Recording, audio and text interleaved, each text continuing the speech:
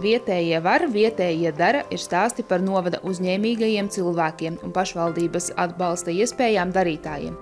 Šajā reizē par uzņēmēju darbības atbalsta konkursu Līvānu novads var.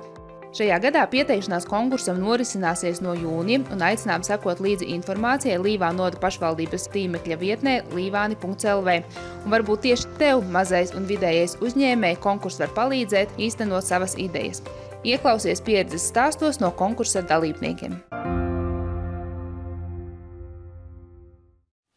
Mani sauc Sintija Čmenkina un es esmu sieviešu friziere un vizāžiste. Mans mini salons atrodas Līvānos, Rīgas ielā 112. Salona nosaukums ir Skaistuma telpa. Mana misija ir iedvesmot sievietes, kā ikdienā pareizi izmantot kosmētiku un padarīt sevi vēl skaistāku.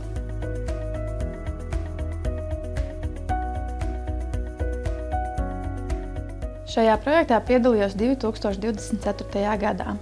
Finansējumu izmantoju savas profesijas pakalpojumu klāsta papildināšanai. Tās bija 4 konkrētas lietas.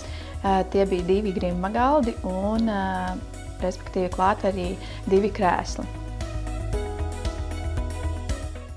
Viņš neteiktu, ka ir ļoti viegls, jo cilvēks, kurš ikdienā nesaskarās ar projektu rakstīšanu, tas process liekas diezgan neiespējams, bet ja gadās ceļā tomēr kaut kāda atbalstoša persona, kas spēj pastāstīt to, kā noformulēt savu ideju un kā to pasniegt labi uz lapas, tad tas ir diezgan viegli. Jo es domāju, ka ir jābūt kaut kādai atbalstošai personai un nevajag arī baidīties meklēt tādu. Un jā, es to darīju un tāpēc man arī sākotnēji likās varbūt tās, ka tomēr ir diezgan sarežģīti, bet pēc tam tā tomēr nelikās. Tas laika posms, kad izskatīju šo projektu, īstenībā man likās diezgan ātrs un sagatavoties arī līdz sākotnēji no projekta pieteikšanās datumam līdz pat nodošanai arī tas bija diezgan labs laiks, lai sagatavotu šo projektu un iesniegtu. Un tātad tā izskatīšana arī man šķita diezgan ātra. Par cik strādāju ikdienā ar sievietēm, tad savu atbalsta personu es atradu tieši savā klientu krēslā.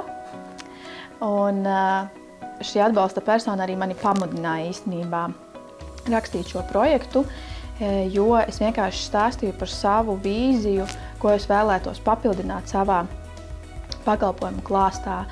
Un šī persona teica, to noteikti vajag piedalīties šajā projektā un rakstīt šo projektu.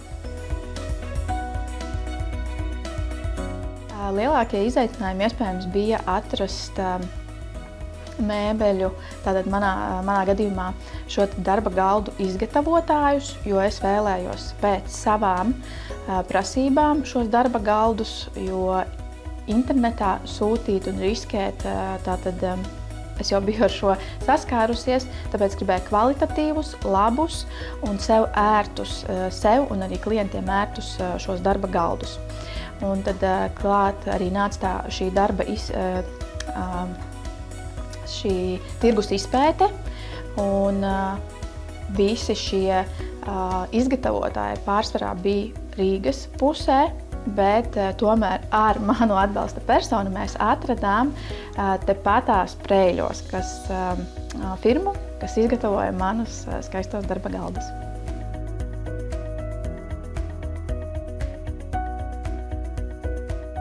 Es uzskatu, ka šis ir lielisks veids, kā tikko iesācējiem savā uzņēmēja darbībā, kā arī uzņēmējiem, kuriem ir uzņēmums un viņi vēlas kaut ko paplašināt vai attīstīt. Manā gadījumā man šis bija ļoti liels solis, jo iepriekšējā darba vietā man bija tāds mazs stūrītis, un piesakoties šim projektam, es sapratu to, ka, ja man šo projektu apstiprinās, tad man būs ļoti liels dzīves izaicinājums priekšā mainīt telpas. Mainīt telpas uz lielākām telpām un izveidot savu mini skaistumkopšanas salonu. Un šis bija tāds tiešām liels izaicinājums, un es uzskatu, ka šajā gadījumā es ne tikai ieguvu finansējumu piedaloties šajā projektā, bet arī papildus attīstījos uz visiem 100%, jo šobrīd esmu citās telpās, un man ir savs mazs skaistumkopšanas salons ar papildinājumu klāstu. Es piedāvāju šobrīd arī vadīt make-up meistarklases, un kopš šī projekta apstiprināšanas un šo darba galdu iegūšanas esmu jau novadījusi 2 skaistas meistarklases, un tas ir tikai sākums.